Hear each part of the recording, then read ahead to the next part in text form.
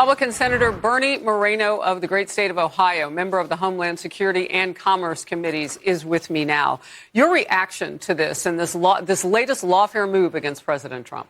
Would you ever imagine that we're sitting here debating whether we should deport criminal gang member aliens from this country? I mean, the Democrat Party's at a 21% approval rating.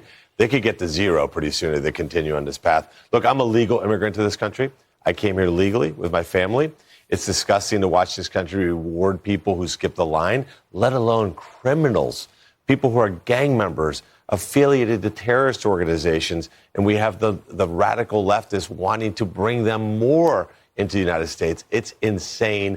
And look, Americans voted on November 5th for a secure border, and that's what they've gotten. Yeah, that's what I wanted to ask you about. I mean, I think Americans were pretty clear-eyed on what it means to share spaces for resources and money and all the rest. When people are in the country flowing across an unaided border, they weren't vetting. National security was in jeopardy the entire time Biden was in office. Yeah, the more outrageous thing is that we sent private jets to Cuba, Nicaragua, Venezuela, and Haiti and picked up criminal aliens, brought them into the United States, used FEMA resources to resettle them, and put them in luxury hotels here in New York City. That part I know.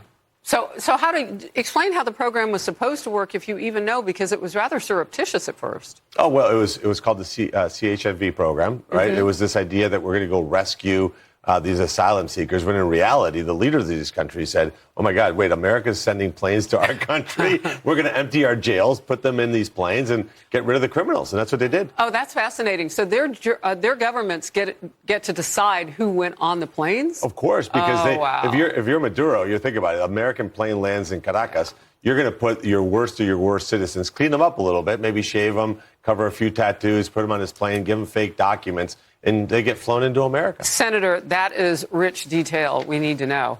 ICE agents in Boston arrested a woman over the weekend, a previously deported Brazilian illegal immigrant, and authorities have charged her with a host of heinous crimes, including incest and aggravated child rape.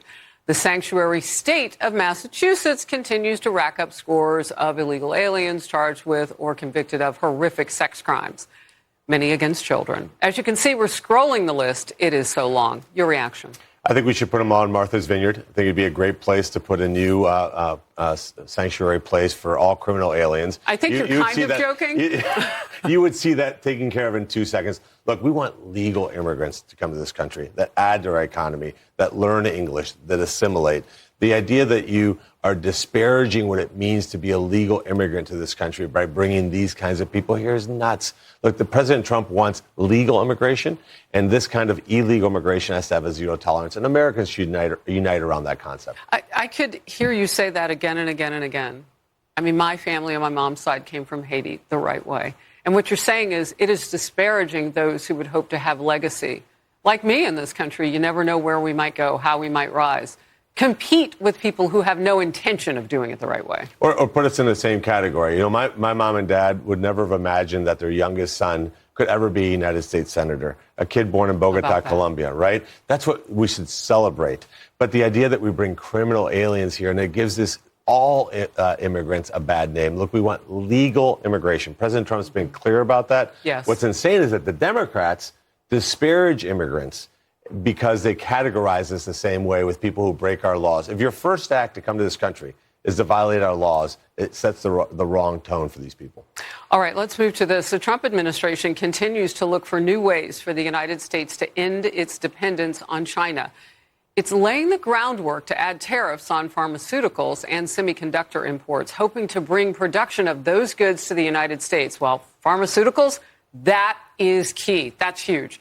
President Trump also said he was considering a tariff exemption for auto parts. He laid that out yesterday during a meeting with El Salvador's president. Let's watch. I'm a very flexible person. I don't change my mind, but I'm flexible. The end result is we're going to get to the position of greatness for our country. We lost with China over the Biden years trillions of dollars on trade, trillions of dollars, and he let them fleece us. And we can't do that anymore. Right now, the president of China, Xi Jinping, is on a multi-day tour in Asia. He's looking to strengthen trade with other countries, and China has now suspended exports on rare earth metals that are critical to the U.S.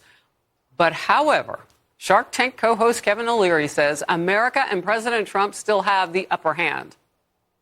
So there's boats on the water waiting to bring in product. There's debate about technology like Apple phones, all this stuff.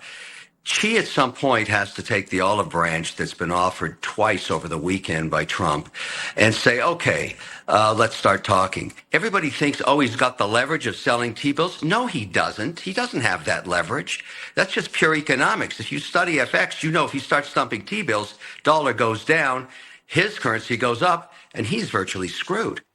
So, Commerce Committee, Senator Moreno, you've been to China. What really puts pressure on China, and where do we start first, benefiting us? When the president of China starts to see unemployment in his country, that's going to be a panic mode for him. The reality is China is a massive exporter. They don't consume the products there. They need the rest of the world. The largest marketplace is the United States. And look, President Trump is right. China has been screwing us over for 50 years. Taken advantage of us, stolen our intellectual property, sent base chemicals to Mexico that turns into fentanyl, killed 100,000+ Americans every year. How can we let that go on? I think we should be uniting behind President Trump and fighting and pushing back against China. We need to bring back semiconductors, autos, steel, pharmaceuticals, and energy. Totally independent on those. I have a crisp view on pharmaceuticals. Diabetes, all sorts of cancer drugs, all those things that we felt this in the pandemic. We were dependent on China. I don't want to overblow it, but in some cases to keep us alive. Your last take about what I would call pharmaceutical independence that needs to happen now. It's an existential threat to Americans. I think it's a national emergency. We can bring it back really quickly. You're already starting to see that. And thank God President Trump's doing this. Senator Moreno, thank you for being here in person, no doubt. Good to see you. Thank you.